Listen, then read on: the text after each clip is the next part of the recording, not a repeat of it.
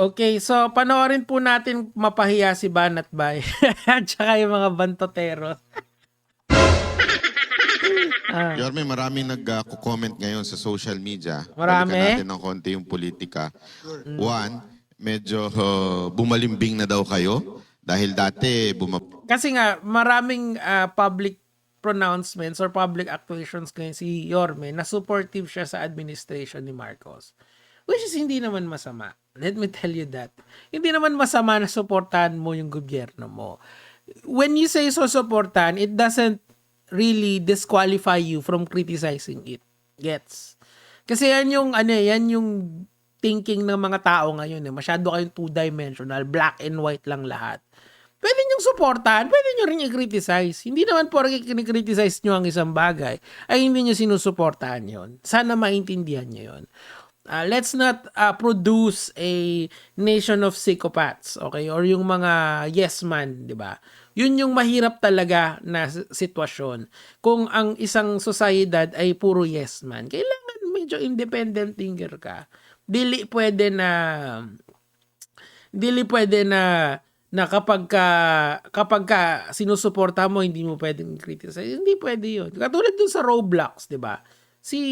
Gustong gawin ng CICC at saka ni Risa Ontiveros na i-ban yun. Against ako dun. Bakit? Kasi, katangahan na i-ban yun. Hindi naman yun yung problema. Ang problema yung ecosystem no na hindi na masyadong namomoderatan. Madali lang naman yun, i-moderate. Tuloy. banat kayo kay Marcos, ngayon, tila parang pinopromote daw ninyo. Ano masasabi niyo dito sa mga nagsasabi sa inyong bumalimbing na daw po kayo? Hindi totoo Yung yun. balimbing, depende yan. May matamis, may maasim. Nakain niyo na ba yun? Wala akong ganun. Action Democratic ko eh. At ang tinakbo ko po yung mayor. Correct. Kasi nga, tapos na yung 2022. I mean, si Manny Pacquiao nga di ba? Si Manny Pacquiao, tumakbo pa yun doon sa bagong Pilipinas slate ni Pangulong Marcos. Sinabihan niya, Marcos magnanakaw. Yun yung hindi ko maintindihan Matagal nang sinasabi ng mga kakampings yan. Namin yan. Binigyan na namin kayo ng data. Noon pa na si Marcos ay yung family niya at the very least ay merong bahid ng korupsyon. Pero you still persisted. You still believed in the propaganda na tumakbo noon. Di ba? Paano nangyari? Ayan, may mga flood control issue. In fairness naman kay Marcos ngayon, wala pa kasing ebidensya na nagtuturo directly sa kanya. Okay? Yun yung mahirap Gets. Anyway, tuloy natin. Oo. Noong nagkalaban-laban kami sa pagka-presidente nung araw, may mga bagay na nasabi na. Bagamat yung mga nasabi, ang taong bayan ay nagpasya na. Yun. Wala tayong magagawa doon. Talo ko, Olats, no? 31 million voted for him. Now, if you really believe in democracy, you recognize 31 million. Ganun lang kasimple. Di tapos na. Tingnan ninyo. Maghanap kayo. Ito, magandang challenge. Doon sa kung sino yung nag-comment. Maghanap kayo ng mga salita. Simula nung naulat sa ako pagka-presidente. Ang dami ng iskandalo na nangyari. Ano yun? Yung Flood issue control. ng sibuyas. Yung sibuyas nung start nung term ni Marcos. Okay. Asukal. Naalala niyo yun? Yung mga unang... asukal Asukal, sibuyas, lahat. Anything. Mga ano. Alam mo, 5-5 dinudot sa akin sa mikropono. I never made comment. Why? Bakit? Ginagalang ko yung 31 million na mamamayan bumoto kay President Bongbong Marcos. At saka hindi pa rin din tapos yung term ni Marcos. I think that's the bago nyo siguro i-judge pangkabuuan, patapusin nyo muna. 'Di ba? Pero it doesn't mean na hindi nyo siya pwede i-criticize ngayon. Ngayon kasi, sa tingin ko, it's okay. Pero actually below average nga yung rating ko dito sa sa gobyerno na to I think it could be better, 'di ba? Pero sa gobyerno kasi natin, ang ano ko sa inyo, tip ko sa inyo, wag niyong taasan yung expectations nyo. Sakto lang. So, miski mababa na yung expectation ko, ah, yung common criteria for sa expectation ko, palagay ko hindi pa rin na-hit. But then again, hindi pa kasi siya tapos, yung term niya. So, patapusin natin. Tingnan natin. I-judge natin pag malapit na siyang matapos. 'Di ba? Malapit na naman yun eh. Tingnan natin. Ngayon, may si Saldi ko daw, mahuhuli na. Di very good. 'Di ba? Yung may mga kakasuhan na daw na mga nangulimbat ng pera ng taong bayan. Di very good again. And then yung mga reforms, malay nyo ngayong era na to, matupad na talaga yung anti-political dynasty, di very good na naman. So I will may mga pending na kasi na mga gagawin, may mga balak na etong gobyerno natin. Tingnan natin kung pupunta tayo towards the right direction. Was it better than the previous government? Slightly, but parehas naman silang lackluster din di ba? So, hino-hope ko na lang yung susunod na presidente would really push for good governance. Kung si Yorme yun, di very good, di ba? Kung baka kasi may nauulinagan na gusto niya rin daw tumakbo or meron binabalak na tatakbo siya uli. Who knows? Tuloy. Siya binoto eh. Correct. Demokrasya yun eh. Tapos na ako. Wala kayo narinig. Mangyari ba? Naalala niyo yung kwento sa Maynila, nagsigawan ng tao, bumalik ka na. So I listen to, salamat naman. 65% of the people of Manila voted in our favor. Ayun. Mayor na ako. Presidente si Bonget. Mas komportable ako sumisan pagka si Bonget ang tawag namin, but with due respect. Kay President Marcos. Anong ginawa ko? Nakipagtulungan. Correct. Kasi yun yung tamang gawin. Para ba sa politika ko? Unang-una, wala naman ako ambisyon na. Pangalawa, Sa ngayon. Yun, di ba? So, yun yung pinopromote dito. Ito yung totoong unity. Kasi, we can bash each other hanggang kingdom come. Or pwede siyang manira hanggang kingdom come. Pero, why would you do that? Why would you antagonize the current government if you really want good governance end of the day? Diba? Yun kasi yung goal naman talaga dapat ng lahat ng tao eh. Ako, I never supported Isko Moreno for anything, pero gusto siya ng Manileño di magagawa ko. Ako, nag-aral ako sa Manila kasi yung college ko sa Manila and mga tropa ko nandyan, diba? So, if people wants Yorme, then it's Yorme. Now, ano ang galaw ni Yorme dyan? Ang galaw ni Yorme dyan is either susuporta siya or hindi.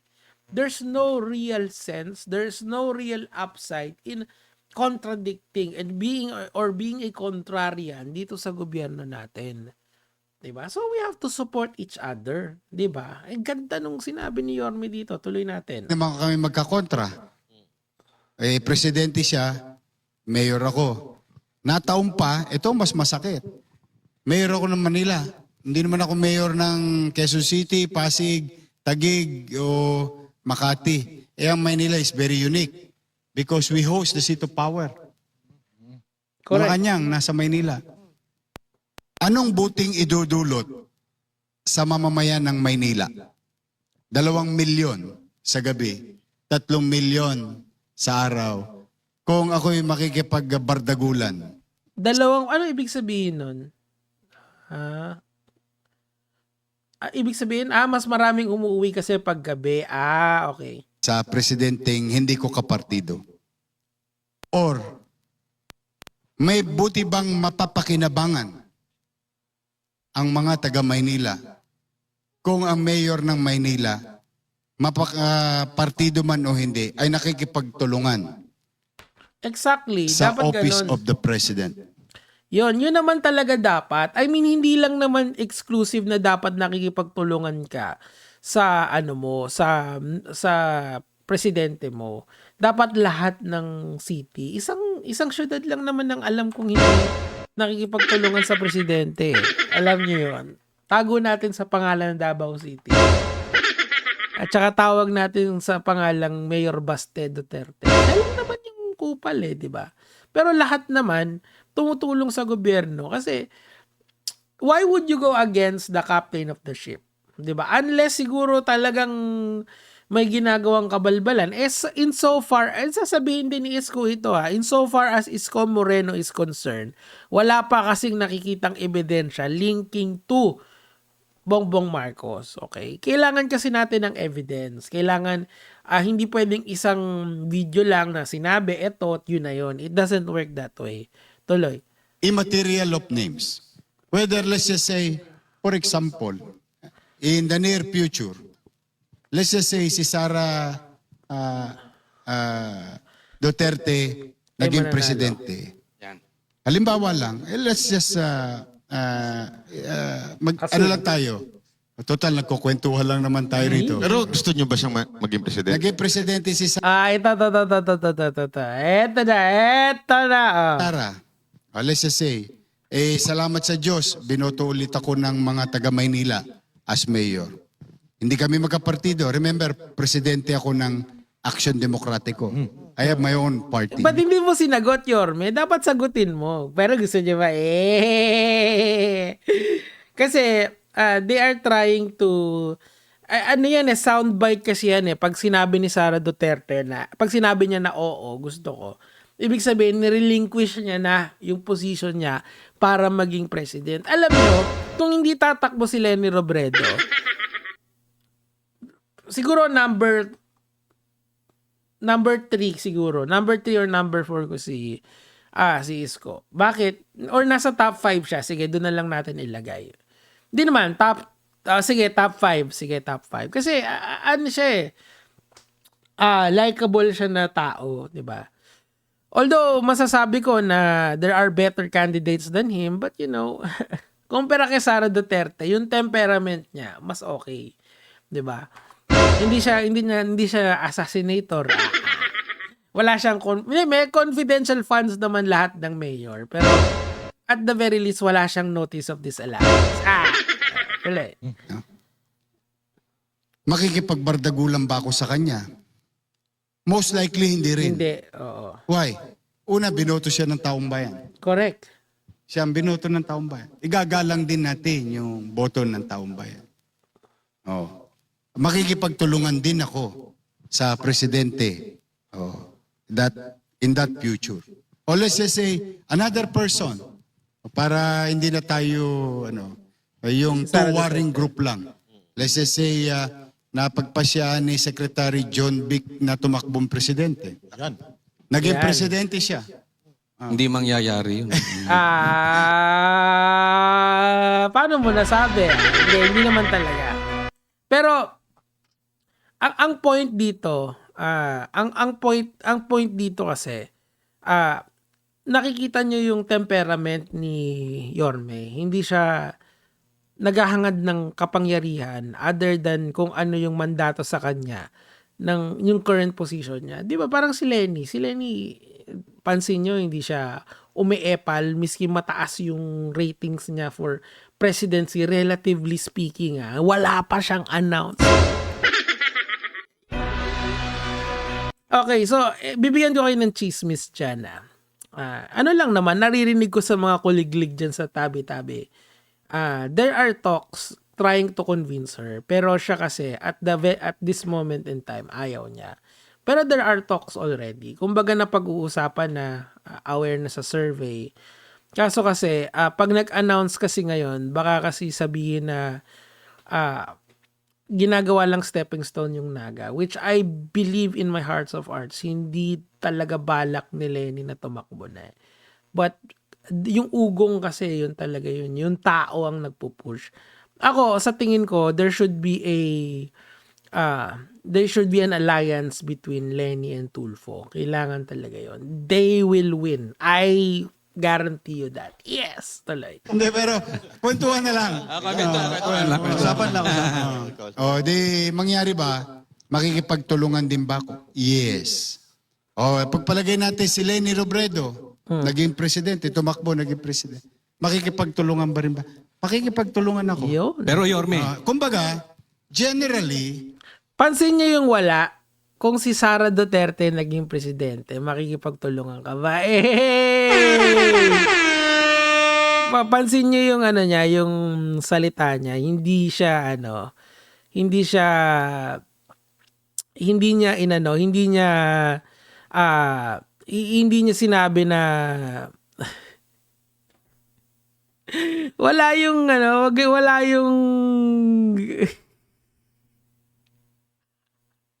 walang Sara Duterte, inuhuli nila yung sina-soundbite nila. Ang galing ni Yorme dito kasi ang galing umilag di ba? Hudya tuloy. I will do the same. Whoever sit in Malacanang, because one, I am the host city. Yes. That's the uniqueness of us. Two, we are a struggling city. I cannot lie about it. Lahat ng uri ng tulong hihingin ko. Maniwala kayo, ipanghimod ko ang taong bayan. Then so be it. Hindi ko ipanghihimod, ipagkakatimawa ang sarili ko. Dahil magagalitan nanay ko, babangon sa libingan niya yun. Kasi sinabihan ako ng nanay ko na huwag ako magpapakatimawa. Pero kung taong bayan ang pag-uusapan, bakit hindi? Why? Tumakbo ako, salamat sa Diyos, sa tao, nanalo, para maglingkod. Hindi para makipag-away. Yun ang aking obligasyon. Now, Si Garrett by correct. Pero hindi nyo nakuha yung gusto nyo. Tinatry nyong kilitiin paano si Sara Duterte? Iniwasan Umiiwas siya Ultra instinct Iwas Si John Vic na name drop. Si Lenny na name drop. Sino ang hindi na name drop? Si Sara. Kasi ako, real talk talaga to. Kung hindi tatakbo si Lenny, hindi tatakbo yung top 3 ko after Lenny, Yorme na lang ako. Diba? Kasi kay Sara Duterte, I don't want a female Donald Trump as my president. I've seen it Nakita na natin Diba? Sabi ko nga dun sa isang live stream niya, Attorney Claire, etong si Sara Duterte is a narcissist, okay? Ganun talaga siya. That is a very scary person na uupo sa Malacanang. So ilag tayo. Gawin natin yung ginawa ni Yorme. Nag-ultra instinct, ilag na ilag Anyway, yun lang naman po, mga lods.